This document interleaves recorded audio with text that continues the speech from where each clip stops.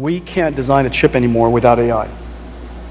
At night, our AIs are exploring design spaces vast and wide that we would never do ourselves because it costs too much money to explore it.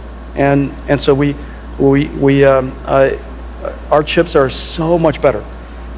Because of an AI, we could reduce the amount of energy used for our chips. It's higher performance. Our software, we can't write software without AI anymore. We have to explore all the design space of optimizing compilers is too large.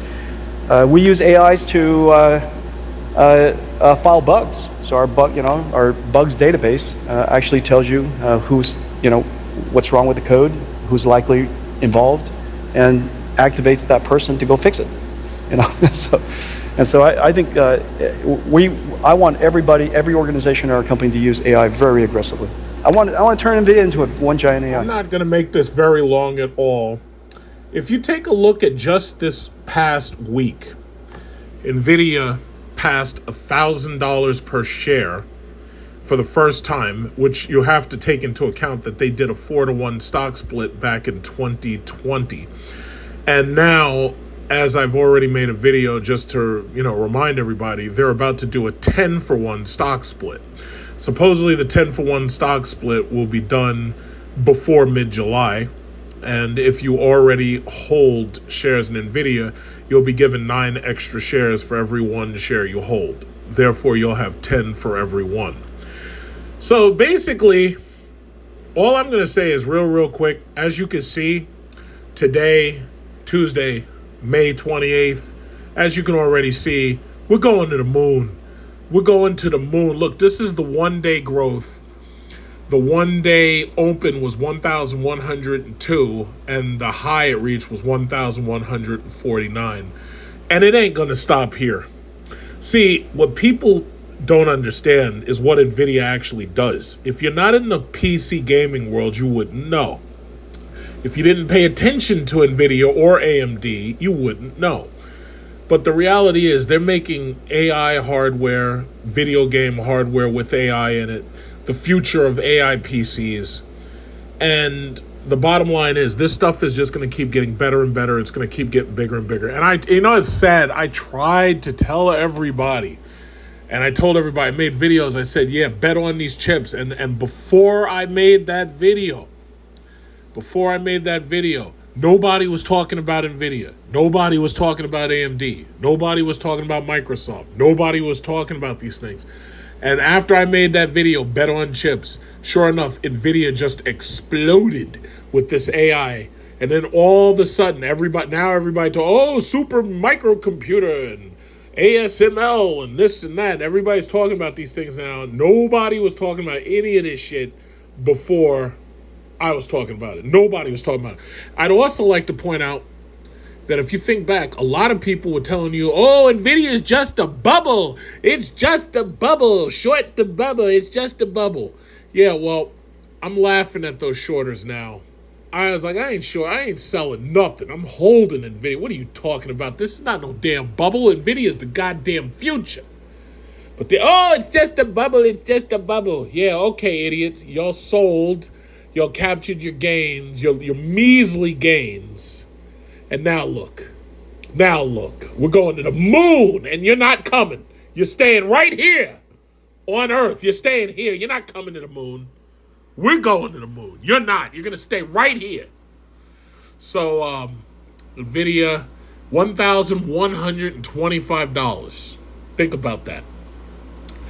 Google is still doing well post-split. Amazon is still doing very well post-split. They could go up a bit more because keep in mind, AI mania drives everything else up. Because even if you take a look at AMD had sank a little bit. If you take a look at AMD over the last 3 months, AMD was at 213 and now it's at $169.51, but it's moving up. So if you look at AMD this week, AMD has absolutely benefited from the Nvidia boom. It's not a bubble, it's a boom.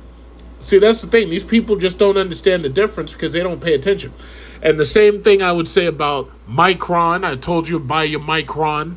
I was telling you about Micron long ago, Same as Nvidia, same as AMD. I was telling you about Micron back before it was even $50. There was a dude who was listening to me talk about Micron. He bought it at $9.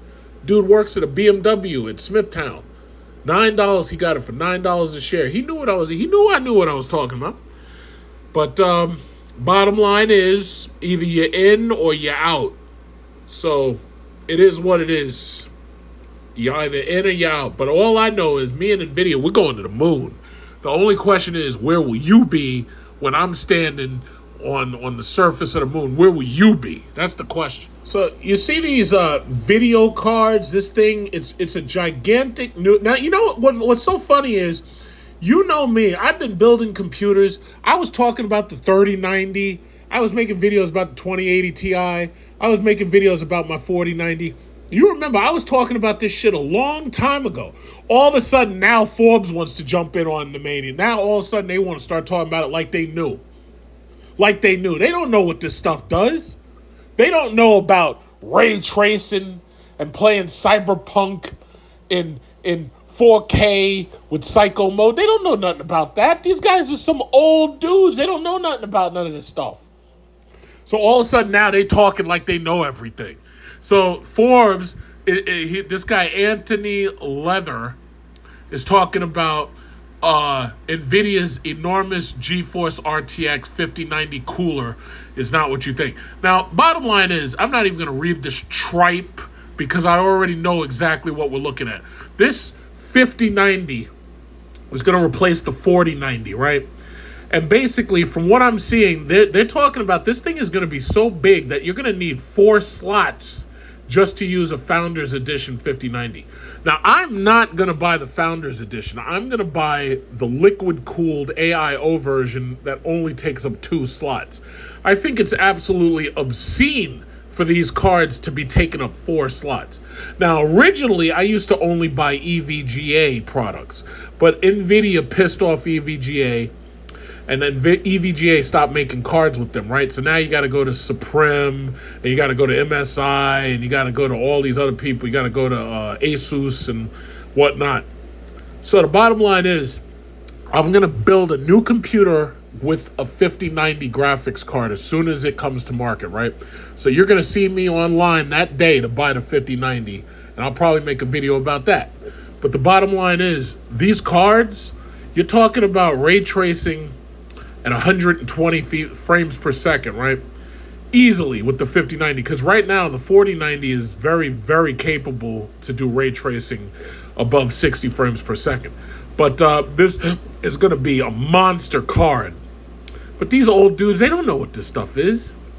It's like they don't know what this stuff is. They just talk as if they know what they're talking about. I was telling you to buy this shit, Nvidia. I was telling you to buy Nvidia stock a long time ago because I knew this is where we were going to be. And it ain't going to stop here, guys.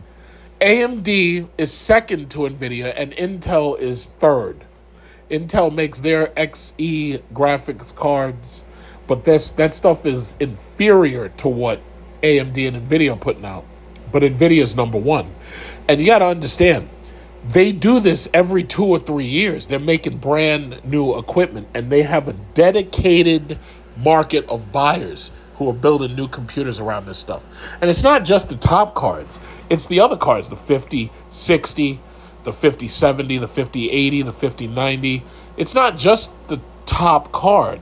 They're going to basically be putting gaming graphics into all of these new computers that are going to be so-called AI computers. And Microsoft itself is going to have an AI PC Windows OS operating system.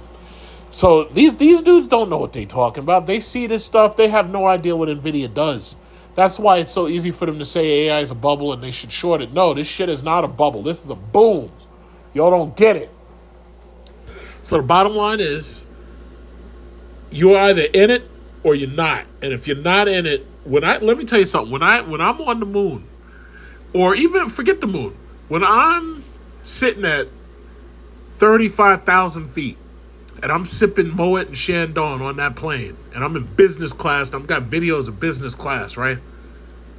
And I'm going over to Bali and Singapore and Bora Bora and Fiji and Palau, please don't ask me how I got there. Because if you ask how I got there, I'm going to tell you, no, you should have watched the videos. Now, granted, I understand that YouTube algorithm sucks and it doesn't even send out notifications. A lot of the commentary that I've added, you've probably never even heard it before because YouTube didn't even tell you I exist, right? I'm not even going to worry about that because I'll tell you, just like I've said it, I use YouTube as a tax strategy. I file 1099 as a journalist. My trips, my vacations, my car parts, my car repairs, most of that stuff, I write off as a business expense using YouTube as a 1099. And I'll tell you another thing. Most of the money from YouTube that I've gotten, the YouTube money, I've put that right in the stock market and built up portfolios. I've built up 3 of them. And the reality is, listen, when you see me and I'm sipping champagne and watching movies at 35,000 feet, 40,000 feet, whatever it is, please don't ask me how I got there. When you see me driving an electric Cadillac or electric Escalade when it comes out, please don't ask me how I afforded it. Please don't. When you see, oh, yeah.